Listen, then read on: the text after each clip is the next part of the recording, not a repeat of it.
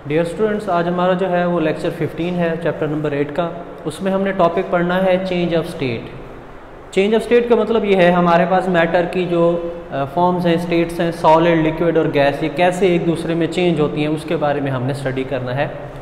तो सॉलिड का लिक्विड में चेंज होना मेल्टिंग कहलाता है, लिक्विड का गैस में चेंज होना बॉइलिंग कहलाता है।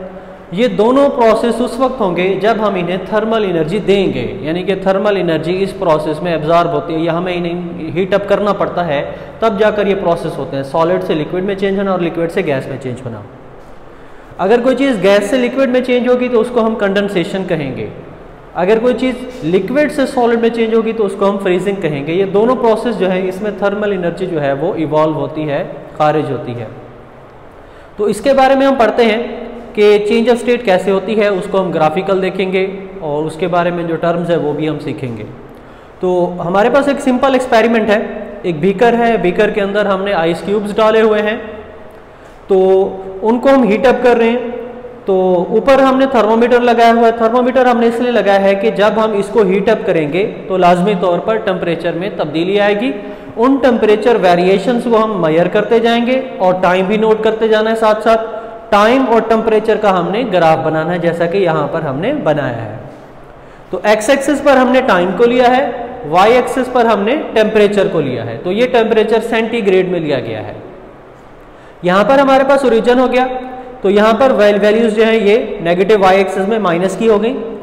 तो मिसाल के तौर पर जब शुरू में हमने आइस क्यूब्स डाले थे, उनका टेम्परेचर नोट किया था, तो वो है -30 सेंटीग्रेड।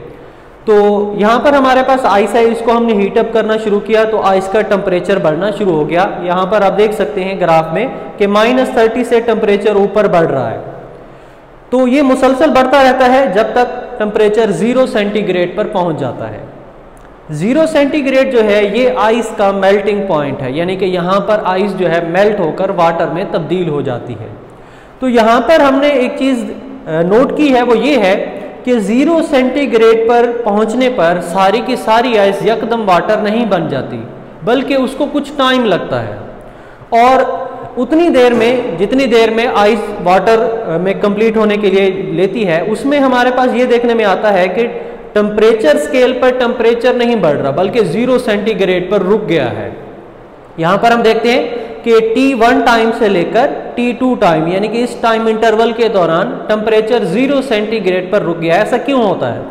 इसकी वजह यह है कि पहले वो आइस थी, यहाँ पर चेंज ऑफ स्टेट हो रही है। चेंज ऑफ स्टेट का मतलब यह है आइस जो है, जो कि सॉलिड है, वो वाटर में जो कि लिक्विड है, चेंज हो रही है, चेंज ऑफ स्टेट हो रही है।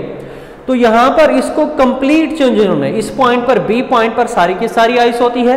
बी और सी के दरमियान आइस और वाटर का मिक्सचर होता है, कुछ आइस होती है, कुछ वाटर होता है। सी पॉइंट पर जाकर आइस मुकम्मल तौर पर वाटर में तब्दील होती है। तो यहाँ पर जो हम इसको हीट अप कर रहे हैं वो टेम्परेचर स्केल पर क्यों नहीं शो हो रहा? यहाँ पर जो हम उसको हीट दे रहे हैं उस हीट को हम कहते हैं लेटेंट हीट ऑफ फ्यूजन।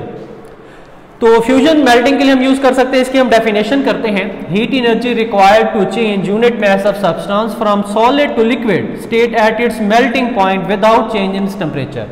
तो ये क्लियर लिखा हुआ है कि इस हीट की वजह से एक सॉलिड जो है वो लिक्विड में चेंज होता है, और ये काम हो रहा होता है उसके मेल्टिंग पॉइंट पर, और टेम्परेचर में तब्दीली नहीं आती। जैसा कि हमने यहाँ पर देखा कि टेम्परेचर में कोई भी तब्दीली नहीं आ रही, टेम्परेचर वैसे का वैसा है। तो जो हम उसको हीट दे रहे हैं वो हीट वो सॉलिड एब्जॉर्ब करता है, यानी कि आइस उसको एब्जॉर्ब कर रही है चेंज ऑफ स्टेट करने के लिए। तो इसलिए हम इसको लेटेंट कह रहे हैं। लेटेंट जो है वो लफ्ज यूज होता है मख्फी के लिए, छुपा हुआ। जो हीट हम दे रहे हैं वो उसके अंदर एब्जॉर्ब हो गई, छुप गई है, हमें शो नहीं हो रही, टेम्परेचर स्केल पर नजर नहीं आ रही, तो उसको हम लेटेंट हीट ऑफ फ्यूजन कहते हैं। तो इसका फार्मूला हमारे पास है HF = ΔQF/m। तो इसकी वैल्यू हमारे पास आइस के लिए है 3.36 मल्टीप्लाइड बाय 10⁵ जॉल पर किलोग्राम। तो ये हमारे पास आइस की वो वैल्यू है जिसमें वो लेती है वाटर में तब्दील होने के लिए। तो जब सी पॉइंट पर सारे का सारा जो है वाटर बन जाता है, फिर हमारे पास, हम उसको हीट अप तो मुसलसल कर रहे हैं, फिर उसका टेम्परेचर बढ़ना शुरू हो जाता है। जैसा कि हम ग्राफ में देखते हैं कि वाटर का टेम्परेचर मुसलसल बढ़ता जा रहा है। तो ये बढ़ता है कहाँ तक? 100 सेंटीग्रेड पर। 100 सेंटीग्रेड पर फिर टेम्परेचर जो है वो रुक जाता है, उसकी वजह क्या है? उसकी वजह यह है कि 100 सेंटीग्रेड वाटर का जो है वो बॉइलिंग पॉइंट है, यहां पर फिर चेंज ऑफ स्टेट होगी, वाटर जो है वो स्टीम में चेंज होगा, एक लिक्विड गैस के अंदर चेंज होगा। तो इस दौरान जो हम उसको हीटअप दे रहे हैं वो उसको एब्जॉर्ब कर रहा है ताकि चेंज ऑफ स्टेट हो सके, इसलिए यहां पर भी हमने लेटेंट का वर्ड यूज किया है। इस हीट को हम कहते हैं लेटेंट हीट ऑफ वेपोराइजेशन, यानी कि वो हीट है जो एक लिक्विड एब्जॉर्ब करता है गैस में कन्वर्ट होने के लिए। तो इसकी हम डेफिनेशन करेंगे, the quantity of heat that changes unit matter of liquid completely into gas. यहां पर लिक्विड ने तब्दील होना है गैस के अंदर एट इट्स बॉइलिंग पॉइंट, और ये काम होगा लिक्विड के बॉइलिंग पॉइंट पर without any change in temperature. Temperature में कोई भी तब्दीली नहीं आएगी, टेम्परेचर वहां पर रुक जाएगा। तो इसका फार्मूला हमारे पास है HV is equal to delta QV over M।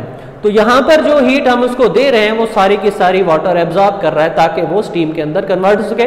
तो वाटर कितनी हीट एब्जॉर्ब करता है, ये उसकी वैल्यू है 2.26 मल्टीप्लाइड बाई 10⁻⁶ जॉल पर किलोग्राम।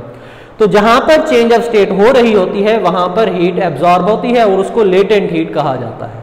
तो ये हमारा टॉपिक कंप्लीट हुआ, इंशाल्लाह अगले लेक्चर में आगे पढ़ेंगे।